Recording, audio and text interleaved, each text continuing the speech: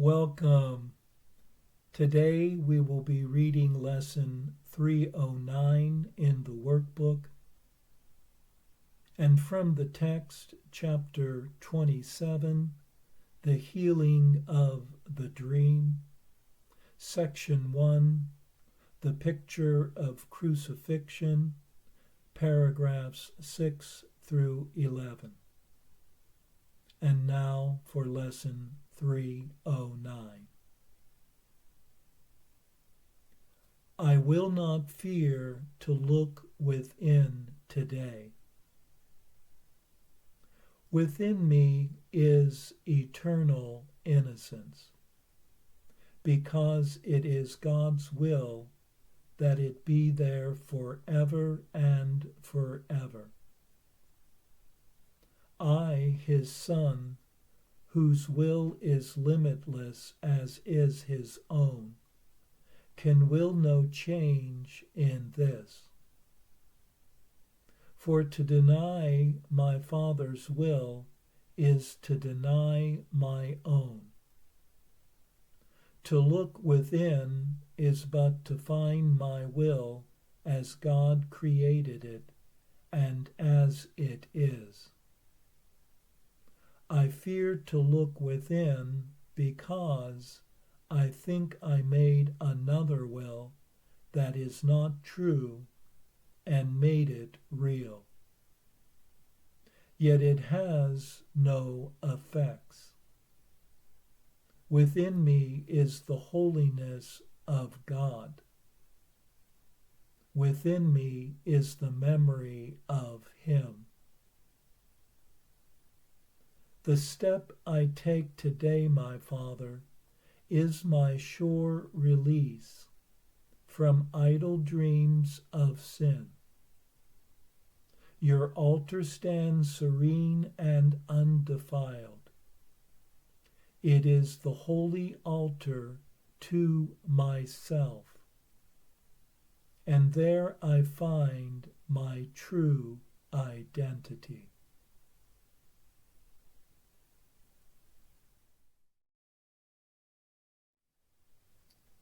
Unchanging purity is the true nature of what one is, as it is the will of God to be so everlasting.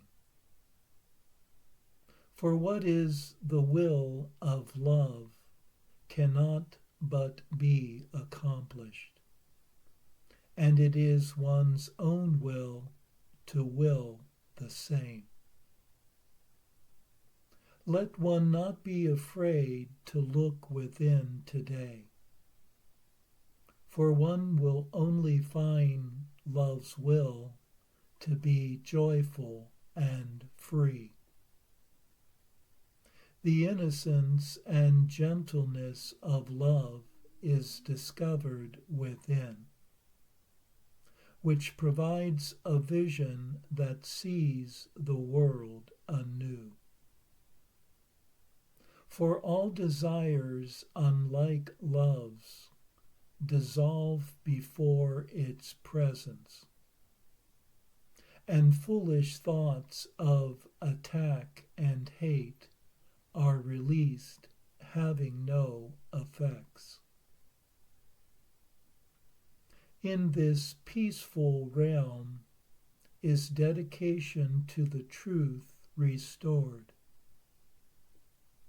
Let one rejoice this day that one can do love's will, joining together in its holy sight.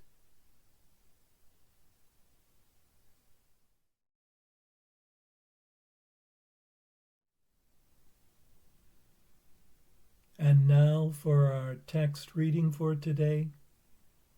From chapter 27, The Healing of the Dream, section 1, The Picture of Crucifixion, paragraphs 6 through 11.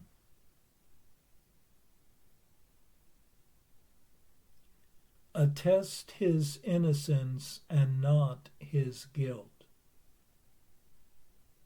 Your healing is his comfort and his health, because it proves illusions are not true.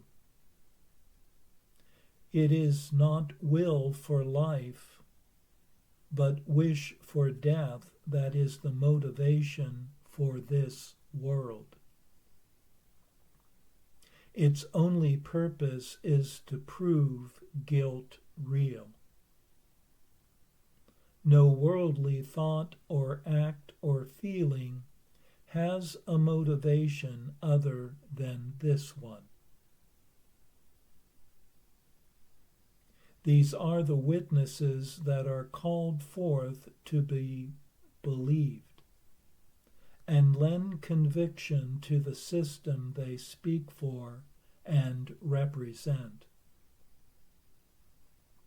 And each has many voices, speaking to your brother and yourself in different tongues. And yet to both the message is the same. Adornment of the body seeks to show how lovely are the witnesses for guilt. Concerns about the body demonstrate how frail and vulnerable is your life. How easily destroyed is what you love. Depression speaks of death, and vanity of real concern with anything at all. The strongest witness to futility that bolsters all the rest and helps them paint the picture in which sin is justified is sickness in whatever form it takes. The sick have reason for each one of their unnatural desires and strange needs. For who could live a life so soon cut short and not esteem the worth of passing joys? What pleasures could there be that will endure? Are not the frail entitled to believe that every stolen scrap of pleasure is their righteous payment for their little lives? Their death will pay the price for all of them if they enjoy their benefits or not.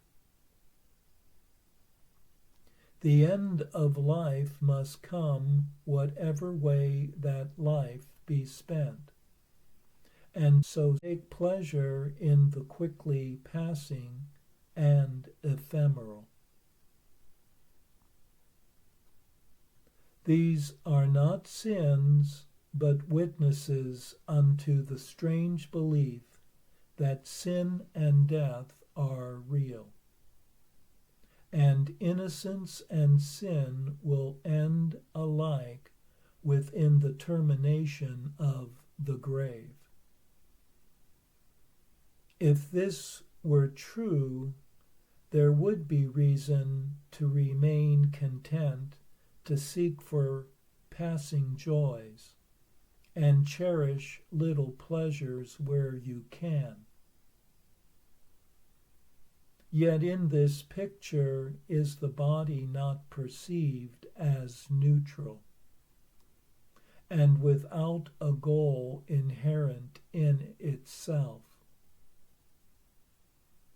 For it becomes the symbol of reproach, the sign of guilt whose consequences still are there to see, so that the cause can never be denied. Your function is to show your brother sin can have no cause. How futile must it be to see yourself a picture of the proof that what your function is can never be. The Holy Spirit's picture changes not the body into something it is not. It only takes away from it all signs of accusation and of blamefulness. Pictured without a purpose, it is seen as neither sick nor well, nor bad nor good. No grounds are offered that it may be judged in any way at all. It has no life, but neither is it dead. It stands apart from all experience of love or fear. For now it witnesses to nothing yet, its purpose being open, and the mind made free again to choose what it is for. Now is it not condemned, but waiting for a purpose to be given, that it may fulfill the function that it will receive. Into this empty space, from which the goal of sin has been removed, is heaven free to be remembered. Here its peace can come, and perfect healing take the place of death. The body can become a sign of life, a promise of redemption, and a breath of immortality to those grown sick of breathing in the fetid scent of death. Let it have healing as its purpose. Then will it send forth the message it received, and by its health and loveliness proclaim the truth and value that it represents. Let it receive the power to represent an endless life, forever unattacked. And to your brother let its message be, "Behold me, brother, at your hand I live."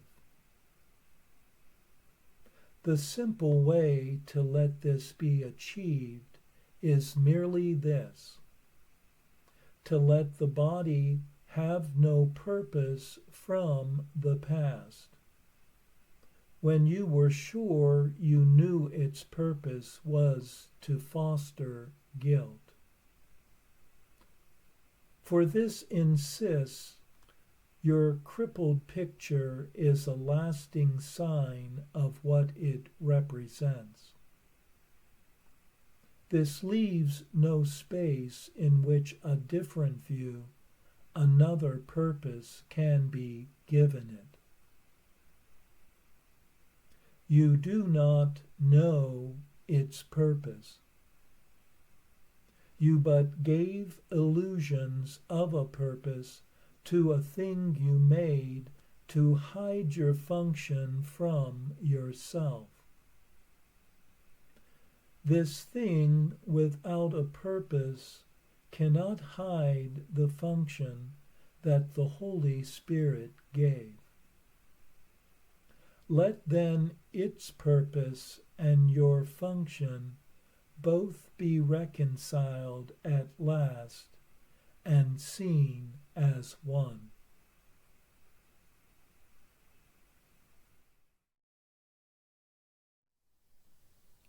In this section, we are taught that by regarding the body as neutral, it can be released as a symbol of guilt and attack, which it has served to be in the past, and thus freeing the body from any blame and accusations.